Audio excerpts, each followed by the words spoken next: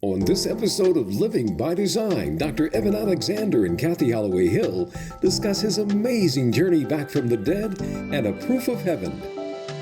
On Living by Design. Living by Design with host Kathy Holloway Hill. Kathy is a strong, powerful voice. She entertains, informs, and inspires her audiences everywhere she goes.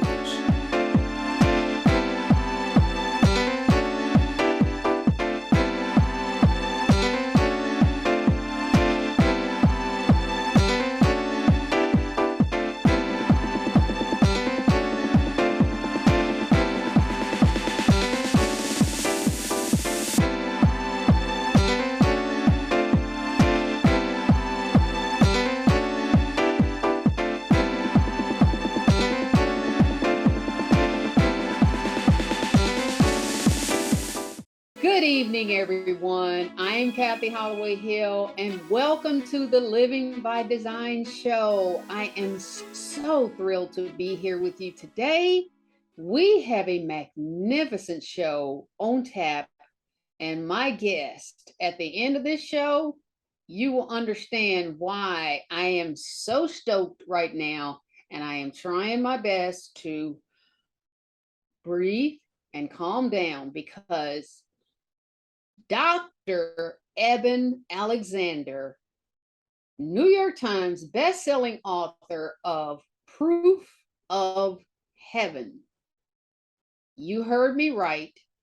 Proof of Heaven, the place that we all want to go once this earthly life is over. Welcome to the show, Dr. Eben. Well, Kathy, thanks so much for having me on. It's great to be with you today. It is great to be with you, sir. And I have to tell you, Dr. Eben, your story, your experience, the book, it kind of left me speechless. As you can see, I'm searching for words. I don't know. I mean, my jaw basically stayed dropped throughout the entire read, which was a very quick read, by the way, because I couldn't put it down. And I'm just going to let you do a brief intro of your background and, just talk about, you are a doctor, and I'll let you talk about what type of doctor you are so that our audience and our viewers can know all about you. Okay, well, I think it's important to point out who I was before. I had grown up in a neurosurgical household. My father was a globally renowned neurosurgeon. I taught neurosurgery for 15 years or so at Harvard Medical School, and I thought I understood something about brain, mind, and consciousness. And that's when I got the surprise of my life. And it came in the form of a sudden, over 3.5 hour deterioration from back pain and headache into deep coma and seizures all over just a few hours.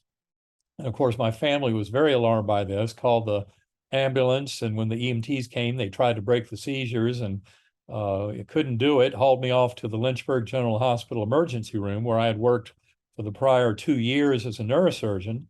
And there I was, in seizures, deep in coma, not remembering any of this. The last thing I remember were events in my home early that morning, but then I was gone from this world. Now, I told this. Well, let me stop you there. I'm sorry. Before you get into that, because I know your story. I read the book. You all have to go and read the book also. Before you start talking about what happened, I first want my audience, the viewers, to understand. This is very important that they understand, and you'll know when I ask the question why I'm asking.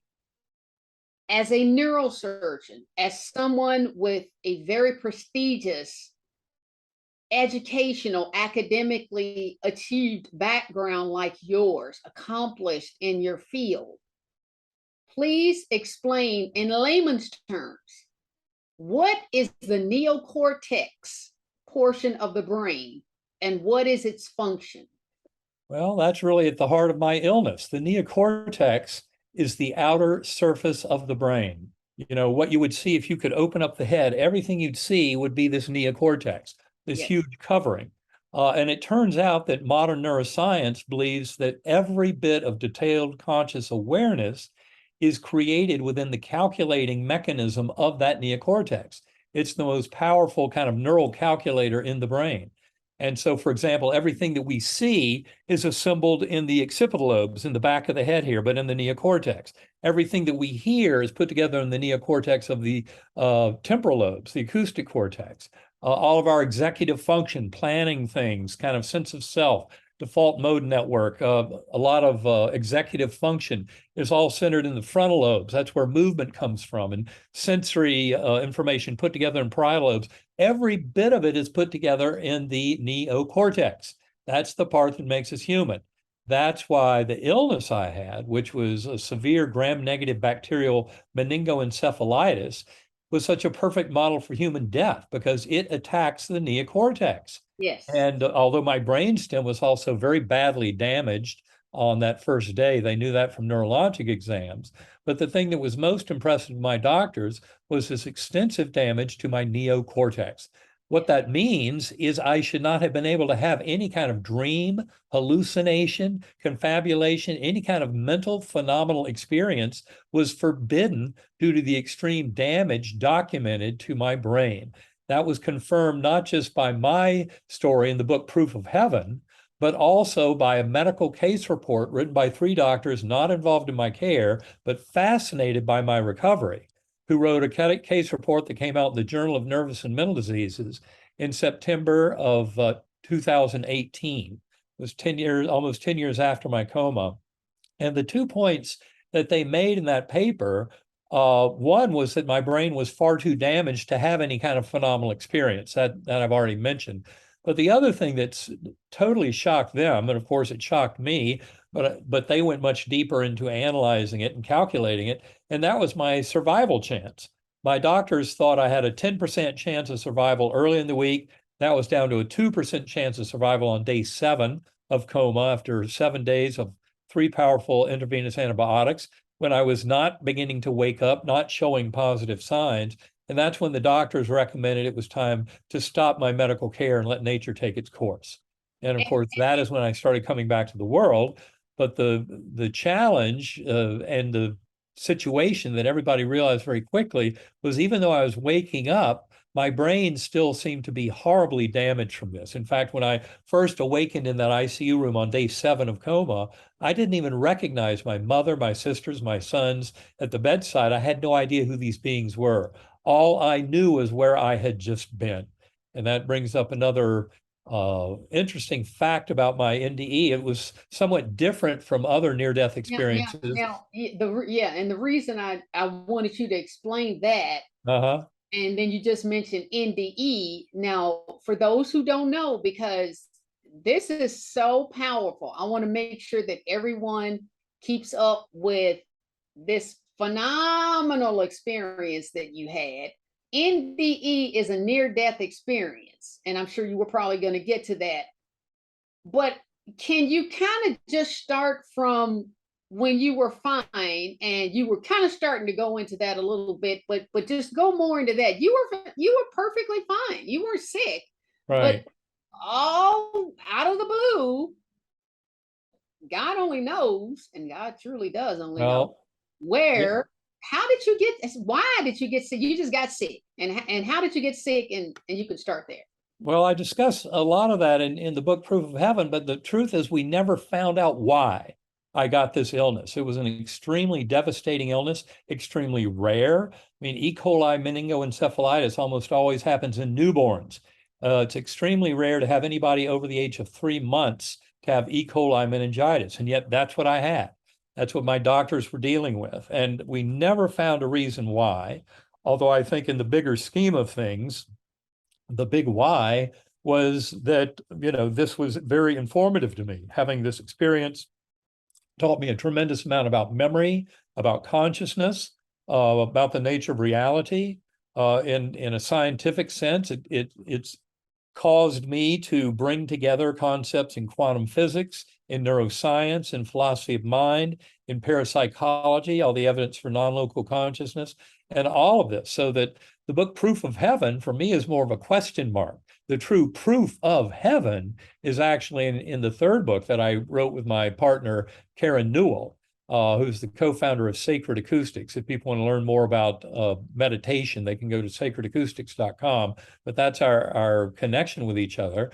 We have a tremendous connection because I've basically worked with Karen over the last 10 years to help people get into these states to kind of see this for themselves, even without having a near-death experience. So that through meditation and centering prayer, we can come into this kind of knowledge. But, you know, the amazing thing about that case report, sorry? You said that's the third book you're working on? Right. Well, that book is out. That book came out in 2017. It's called Living in a Mindful Universe. Okay, good. And that book is the true proof of heaven. That's where I take the science and the spirituality and really bring them together. Because in fact, neither modern science nor modern spirituality can really move forward without the other.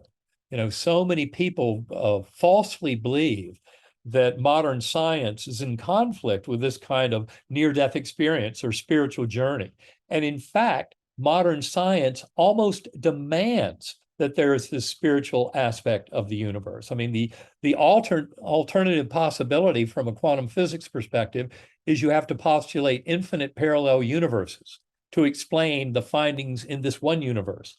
But I think most of us would agree we don't seem to live in infinite parallel universes. And that's where the phenomenon of mind and mind over matter and the primacy of mind comes into realization. And we realize the brain is not creating consciousness, it's serving as a filter that allows primordial consciousness to express itself. And so, in other words, when the body and brain die, my conscious awareness doesn't go away as a materialist scientist like me before coma would have told you. In fact, it's liberated from the shackles of the prison. So our awareness becomes much greater when we're freed up from the brain and body at the time of death. And this is something that many near-death experiencers have talked about. Many of the scientists who study it have come to realize how powerful near-death experiences are in proving the reality of a spiritual realm. You know, we've had thousands of years for religions to try and tell us what happens when we die. The fact of the matter is the answers are there from the near-death experience literature. We know what happens. We know about the reality of this expanded vision, this coming into oneness with this infinitely loving and healing force. And, you know, it doesn't matter what you call it. You might want to call that force God or Allah, Brahman, Vishnu, Jehovah, Yahweh, Great Spirit, many names for it, but they all pretend that they have their exclusive kind of definition of what that force is. But the near-death experience community across all religions and belief systems presents a very simple and straightforward way of seeing that what you find out in a near-death experience most commonly is that what we need to do is show unconditional love, compassion, kindness, mercy, acceptance, love for all of our fellow beings and for ourselves. That's really the very simple, easy message that comes from the near-death experience community. And once people realize that the modern scientific study of consciousness not only doesn't allow for this kind of thing, but actually invites it, then you start to realize that the near-death experience literature teaches us something very important about human beings and the nature of reality and the nature of this universe. And it's really all about that love. And that is a lesson that unfortunately materialist science in the driver's seat has led us away from. You know, Right. this belief in false sense of separation and kind of the ego mind. But those are all illusions that have a much deeper reality that's revealed through the near-death experience. Yeah, and you know, one of the things that I wanted you to help our viewers understand, because a lot of people have read about near-death experiences. Some have even had their own, had one when they were, you know, close to dying. One of the things you said in the book that really stood out to me, and I want to point that out, and then I want to ask you a question. Sometimes people have near-death experiences when their heart stops. and they put the paddles on you and they shock your heart back into a normal sinus rhythm, because that's what we call electrolytes and the Right. electricity that's in our body. However, even though your heart stops, your brain didn't stop. That's why I wanted you to explain the criticality of the neocortex and how the brain, as long as there's some type of brain activity, that's why people may have a near-death experience and see that tunnel No, or the light no, or no, the the brain whatever. doesn't do this. The brain does not do it at Okay, all. The yours was brain actually dies to allow this to happen. That's the piece that so many people don't understand. right. And what I want you to just talk a little bit about, and you talked a lot about it in the book, but you don't have to go into that much detail, but just a little bit about what did you actually feel and experience in that other realm, Okay, very, spiritual realm. very important again to stress. I was amnesic. I had no memories of Eben Alexander's life. I had no language, no knowledge of humans, this earth, this universe. It was truly an empty slate. And I only realized in the months and years after my coma why that was so important for some of the deepest lessons I was to learn.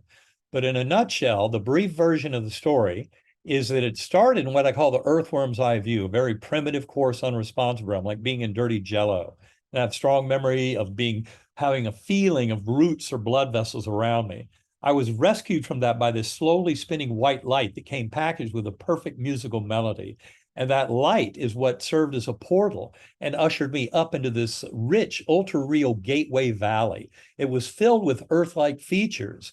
For example, I was a speck of awareness on a butterfly wing. There were millions of other butterflies looping and spiraling in vast formations. There were sparkling waterfalls into these crystal blue pools and beautiful flowers, blossoms, buds on trees, blooming, blossoming, all of this incredible festivity and life, and no sign of any death or decay. I mean, this Gateway Valley was an amazingly beautiful place. I was escorted on the butterfly wing by a beautiful spiritual companion. She served to be a very deep mystery of the journey, but also her presence there was very important in my finally kind of But unraveling the reality of the journey. I was just gonna say, don't talk about I'm who not. ended up, that's in the book. So yeah, I'm don't. I know. I'm just sharing though that her presence was very important to my journey. And I think that message to me that she gave me, telepathically delivered in pure emotional reality, you are deeply loved and cherished forever. You have nothing to fear. You are deeply cared for. That was a very critical part of my journey. Now, from that point on, I remember thousands of beings dancing down below in the meadow, lots of joy and merriment. And it was being fueled because up above were these swooping orbs that were leaving these sparkly, dusty, golden, silvery trails against a blue-black velvety sky. And what I called them, because they were emanating these chants and anthems, hymns that would thunder through my awareness, I called those swooping orbs angelic choirs. And that's what I then witnessed this beautiful soft summer breeze, as I called it. And in my writings many weeks later, that breeze became the breath of God or the divine wind. And that was just before those angelic choirs provided yet another portal to a higher and higher level. I remember seeing all of four-dimensional space-time, this material realm, collapsing down. All of that complete spiritual level, a different ordering of causality. Very important that there's a different ordering of time in the spiritual realm compared to the very simple flow of earth time in this world. And then, of course, beyond that, those choirs provided yet another portal up into higher and higher levels till I got to what I call the core.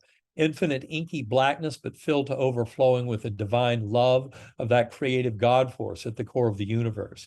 And one cannot put into words what bathing in an ocean of pure, unconditional love like that is like. It's the love of the creator for the creation. But what we find is our conscious awareness cannot even be separated from that God force, in spite of what some religions try and teach. But this is obviously not, the ego mind that I'm talking about, but this much higher aspect of soul that we all have that connects deeply across the veil in that primordial mind, that one mind of consciousness. And that is what we are coming to realize in a scientific sense, is the deeper lesson is about this oneness of mind that we all share, that's revealed through near-death experiences and many other ways of how we share this common kind of mental space. And that the deep lesson that NDEs teach us is to treat others with love, kindness, and respect. That is really right at the heart of it. And so much of the damage in our modern world is from a false interpretation of Darwinian evolution, focusing on the competition and not on collaboration and cooperation, which most biologists will tell you today are the main principles that give you success in the biological world, not that competition. And even Darwin did not focus on that. But other scientists in the mid-20th century focused on that and combined that with a false sense of separation inherent in materialist scientific thinking, and you've really got a formula that leads the wrong way. It leads to all the chaos and all the violence and conflict and polarization that we have in our current world. And that is a false interpretation of reality. What NDEs and NDEers are trying to help this world do is to get back on track as human beings with a deep emotional wisdom that many of the prophets and mystics over thousands of years have tried to teach us, basically about the golden rule. Treat others as you would like to be treated. It's written into the very fabric of the universe in the form of the life review that's encountered in anywhere from 25 to 50% of near-death experiences, depending on the series. But the life review, you experience often your actions on others. You experience it from their perspective, not your own, during the life review. And that's the important thing I'm trying to stress, is we're really all in this together. If you hurt another, you're hurting yourself. And that's the deepest lesson that comes out of near-death experiences. And that's the point that I tried to make in the book, Proof of Heaven. But I think we go even further in the subsequent books, The Map of Heaven, and finally that third book, Living in a Mindful Universe. I loved every moment of it. And what I would like to ask you, some of our loved ones who have moved on, when you were there in that spiritual realm, in this divine place, is there a way that those spiritual beings can communicate with people still here on Earth? Absolutely. And that is something that... Please tell me how.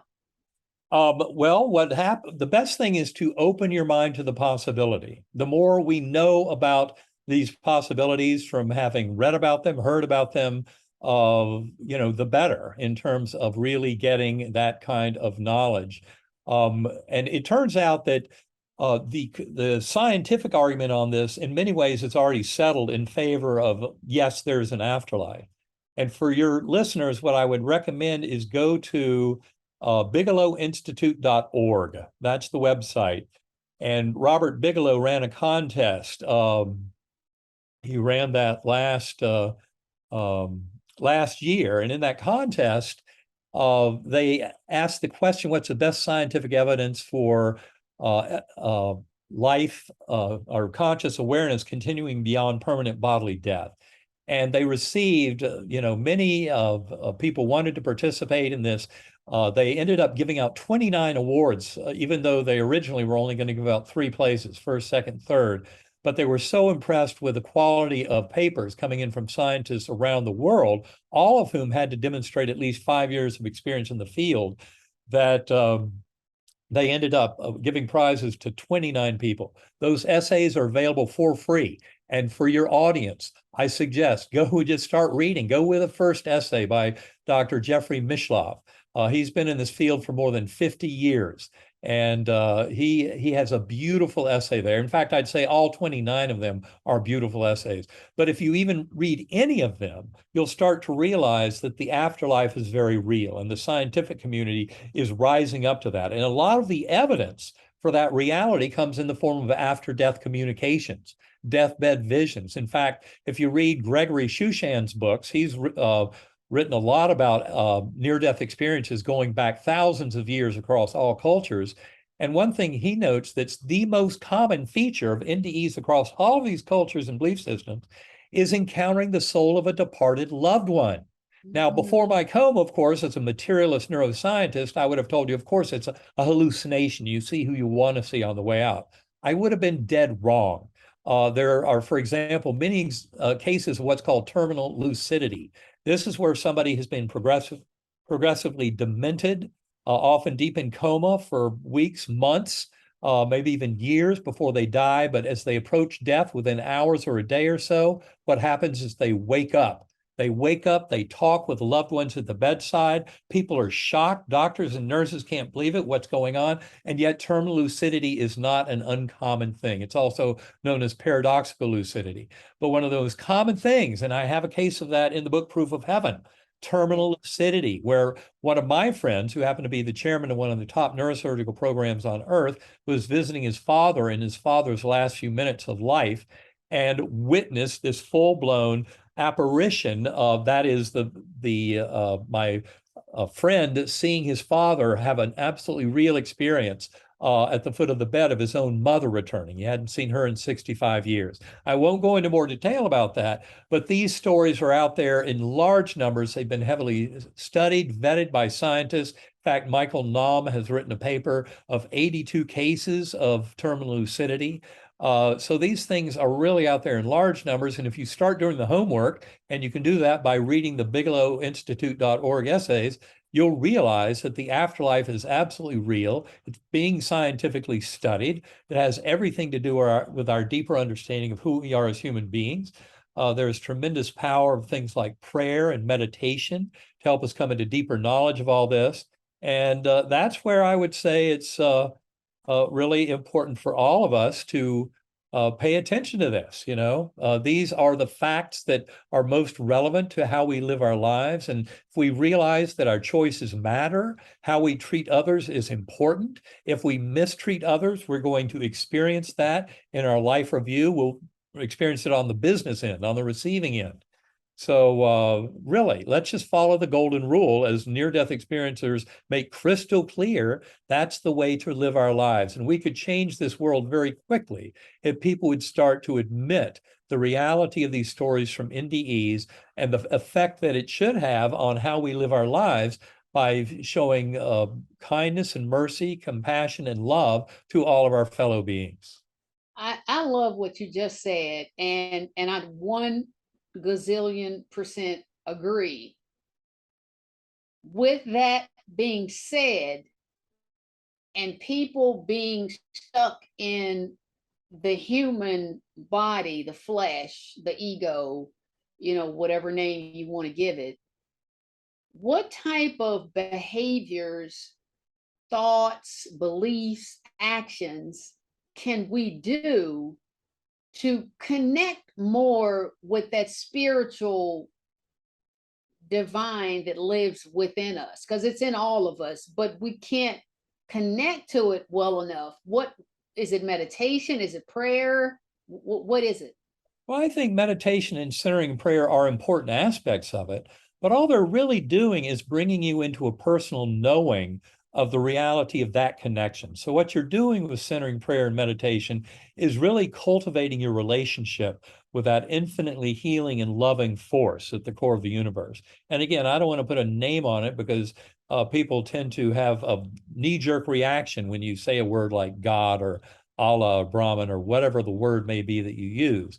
But the more we come to realize through personal experience the reality of that, the better off we are in our lives. And again, as I said, I use a form of meditation known as sacred acoustics. It's binaural beat brainwave entrainment. It's something I came into about 2 years after my coma. I knew I'd read more than 150 books on physics, consciousness, the brain, mystical experience, etc., trying to come to a deeper understanding of it. But I realized that only by going within would I be truly able to have anything to say about consciousness. And so I started a regular program of meditation back in about 2011. I've been doing that daily ever since. And again, if you want to learn more, go to sacredacoustics.com. There's a tremendous amount of information there. There's a free 20-minute download. Listen to that audio file with headphones, because an important part of binaural beat brainwave entrainment is to use headphones to listen to these tones.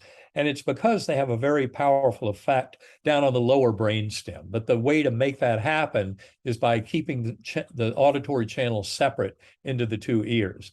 And then there are a lot of clues there. In fact, another resource that I would steer people to is innersanctumcenter.com.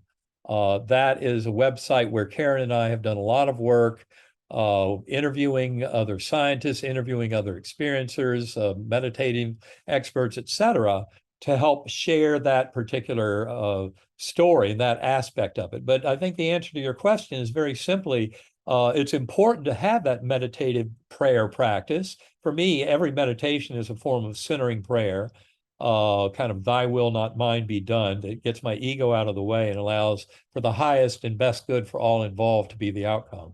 That's what I try and work towards.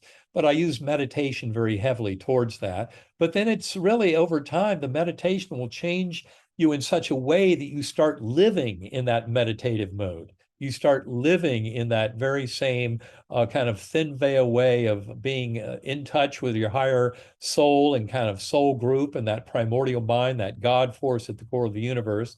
And that really is the best, that's what the way we bring it into this world. But it begins with that regular practice of meditation and also studying this stuff. And you can start with bigelowinstitute.org for absolute free. You don't have to spend one penny.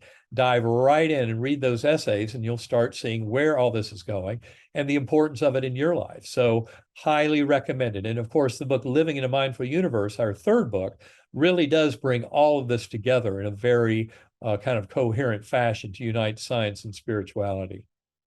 Yeah, there have been some things that have happened for me that I can't explain. My brother and I were extremely close growing up my entire life, and I took care of him the last year of his life when he was dying from congestive heart failure. Mm-hmm. And when he passed away, after he passed away, there are some things that happen that I can't explain.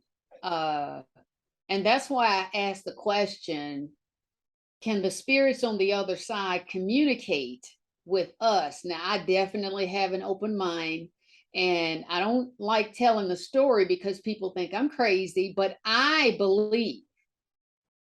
definitely believe that it came from him. I mean, it didn't just appear out of nowhere. I believe it was him sending, and I know that our spirit, energy, I'm not really sure how to explain it, but something within either one of those realms, the spiritual realm or the energetic realm, because we do consist of energy also, as well as our spirit, or maybe that's the same thing, I don't know. But energy doesn't die, it changes form. Well, it's really the information that doesn't die. I think we get a little confused if we start talking about energy, although energy is the term often used. You hear about energy healers and this and that. But from a physics standpoint, you got to be very careful about that word energy. And I would say that it's much more that information is not only conserved, but information increases over time. This is the evolution of consciousness itself. And that is exactly what we see happening in this kind of process. But I have no doubt given the thousands of stories I've heard of after-death communications and deathbed visions and all that, that your story most likely has a great deal of truth and reality to it about a true connection between your brother's soul after he left the physical plane and you. This is absolutely the case. Start reading the Bigelow Institute essays, and you'll see how common this kind of thing is. But it's really the gift that, in fact, I know many people told me for years of my telling my story, they'd come up to me after I shared it and say, I've never told anybody this before, but, and then they'd share a story with me that might have happened 50 years earlier. But often a story like yours of a loved one who is leaving this world, and then they had absolute crystal clear reality shown to them of a communication with that loved one. And those stories are out there by the thousands. I would highly recommend Bill and Judy Guggenheim's book, Hello from Heaven. It was written in the mid-90s. They had investigated more than 3,000 after-death communications. And for that book, I think they specified somewhere around 300 such cases in detail. But the reality is after-death communications are one of the most common ways that people in the modern world become aware of the absolute yes reality of the afterlife. The information for those of us who want to study it as a scientific subject can do through bigelowinstitute.org and many other resources. But the reality is it's there. These stories are out there by the thousands. They've been confirmed and vetted in many cases. So you can rest assured that believing in the reality of your experience, when it felt real to you with the emotional engagement of having a true connection with your brother, that is because he really was there. That was exactly what clued me in 4 months after my coma. Oh my God, when I discovered the identity of that beautiful companion on the butterfly wing, bam, did that absolutely nail it shut or what? And I Yes. knew from that point forward, this was absolutely real. That's why it seemed way too real to be real. I had tried to defend it as some kind of hallucination. That's what my doctors told me it was. That was before all my neuroscience knowledge came back to me. That took about 2 months to happen. In the early phases, I had none of my neuroscience knowledge back. And when my doctor said, "Oh, the dying brain plays all kinds of tricks," I said, "Wow, it seemed way too real to be real." So I guess it was too real to be real. But then the more I went back to the hospital, went through my medical records, talked it over with my doctors, looked at all those neurologic exams. These are all things made crystal clear in that case report I mentioned a little while ago in the Journal of Nervous and Mental Disease, September 2018, because they went a lot farther than I did in the book Proof of Heaven in showing that my brain was far too disabled to have any kind of dream or hallucination. And not only that, my very survival was a shock. And I think if you read the medical records in that medical case report, it's important to point out when they presented this case, the peer reviewers at the journal said, well, wait a minute, people this sick do not end up having a full recovery after a week in coma from gram-negative bacterial meningoencephalitis with a CSF glucose of 1. How do you explain all that? And they said, well, it's because he had a near-death experience. They knew of other cases like Anita Morjani, who cured her stage 4B advanced lymphoma. She had a near-death experience with a deep spiritual component, and she came back to the world knowing her lymphoma would disappear, and it did. Or the case of Dr. Mary C. Neal, the orthopedic surgeon who wrote the book To Heaven and Back. She had over 30-minute warm water drowning, kayaking in Chile back in the late 1990s. You don't come back from that, and yet they brought her to the surface dead, resuscitated her. She ended up having a full recovery, and then going back to work as an orthopedic surgeon. And I presented with her, so she tells her story too, this beautiful story of a heavenly journey. And she had a very deep encounter with Jesus, and it's all a beautiful story. And yet, how did she do it? Well, what the peer reviewers at the Journal of Nervous and Mental Disease recognized was in my case, yes, there was something to be said about this profound spiritual journey I had. Maybe it did play a role. They didn't have any other explanation for how I had such a complete recovery. So, this is where the world is waking up to the reality of these kind of cases and the importance they have, especially in healing, in coming into wholeness in our lives in this world. The more we acknowledge about this deep connection to this grander world that I'm referring to, the more all of us can use prayer and meditation to come into a much more kind of facile presentation of the world of our dreams emerging in our lives through living that life of love, compassion, kindness, mercy, and acceptance. Dr. Eben, you have really, really opened a whole new world, no pun intended, with your knowledge. I want to ask you this one last question because it hit me as I was reading your book, and for everyone watching, please, the book is up on your screen right now, but please get this book, get all the books, do as much reading about this as you possibly can. But I want to ask you this question. Reading your story made me wonder, where do you think life begins? How do these spiritual beings get chosen to be put into a family? How are they chosen to be put in I mean, I know the mother goes through pregnancy and all of that, but that is just, again, the physical body. How do you believe these spiritual beings get chosen to go one place or the other? Well, I believe that in many ways our souls work in groups, in these large groups, to basically learn and teach each other these lessons that help us advance towards a deeper understanding of our relationship with the universe. And I think it's really from that kind of top-down perspective, that higher kind of spiritual perspective, that we get put into these bodies, and the families we're put in with, the people we run into. I mean, every bit of this is part of what I think is a bigger plan that's actually derived or planned out in many ways before we're born. So, for example, I would say that there was some aspect of my higher soul, not my ego self. You never ever pretend the ego would have any of this, but a higher soul aspect, a part that is more involved with the evolution of all consciousness and deeper understanding of its relationship to the universe. That's what can organize it all, and I believe that that includes the hardships that we face in life. So I believe that some aspect of my higher soul selected, for example, that I would be put up for adoption when I was 11 days old.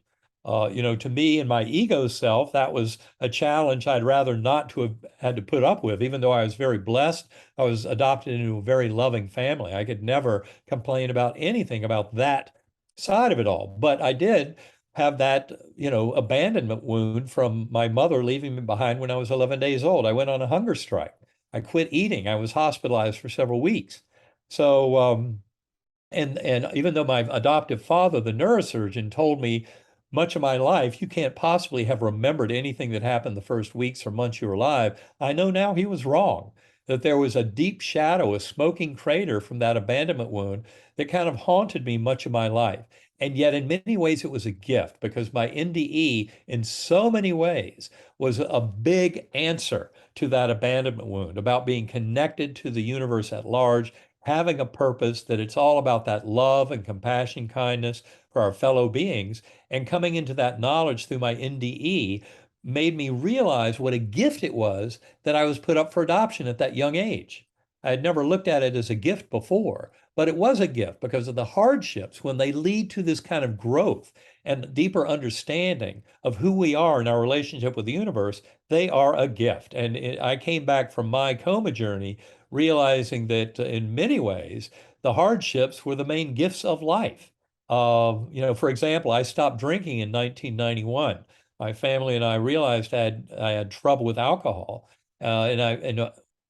Decades later, when I actually met my birth family, I realized, where some of that kind of alcohol history came from. But I was very grateful to have given it up back in 1991. And that was a hardship that turned into a gift. And in fact, when I look back on it, I say I'm grateful for being, a recovering alcoholic, for the fact that I had that as a condition in the first place. That's what gave me so much lesson. If I'd never had that, never had to struggle with it, I never would have gained the benefits of it. So we really kind of come to realize that the hardships, challenges, difficulties, the tough people, the tough situations we face in life, it's how we adapt to those and how we learn from them and grow and are strengthened and made more resilient by these challenges. That's the real gift of life. And the more we can open our minds to this and start to see that shadow side as having a silver lining that's very helpful in our growth, that's where we start to really become the soul we came here to be. And that's why I'm very grateful for the bigger lesson of my NDE and what it's taught me about the soul, the eternity of soul, and about how we're all in this together. And we really need to treat each other with a lot more kindness, respect, as the sacred beings we are, and also never forget the power of gratitude and forgiveness. These are two of the most underutilized human abilities out there. Gratitude for every breath and forgiveness. Forgiveness liberates the forgiver. So don't ever hold anyone else with some grudge or some revenge mode or whatever craziness you might have in your mind. But learn how to realize that forgiving can be a tremendous gift to yourself as the forgiver, and not just to the forgiven. With that powerful word, I am going to say thank you, sir, Dr. Eben Alexander, MD, sir, because I agree with every word that has come out of your mouth, especially that last part, the gratitude, forgiveness. I try my best every opportunity I get to share that message with everyone. I have been abandoned. I have been treated badly, but it doesn't matter to me. If those same people came back tomorrow and pretended like they didn't even remember treating me that way, I would move right on like it never happened, because it's about forgiveness. So thank you, thank you, thank you so much for everything that you have shared with my viewers. Get these books because they are powerful. This gentleman is powerful. Look him up. He's all over YouTube. And there's a lot more that he can share with you. I want to thank you today for sharing with my audience, Dr. Eben. Well, Kathy, thanks so much for having me on. It's been great talking with you, and I hope we can do it again someday. You know, I think we will do it again someday, because this topic is so massive that it's just impossible to get it all in a 30-40 minute period. So I definitely want to have you back. So if you're up for it, I definitely Well, am. that sounds good. We should set it up. I'd love to do that. Yes, yes, we will. Well, I want to thank you viewers. I want to thank my loyal viewers and everyone for joining us for this powerful episode. And we will have a part 2, because I know I'm going to get a lot of your questions, and I welcome your questions. And you can send them to Kathy@chollowayhill.com. It's on your screen. Thank you for joining us. We're going to say good evening. Have a wonderful night. Good night, everyone.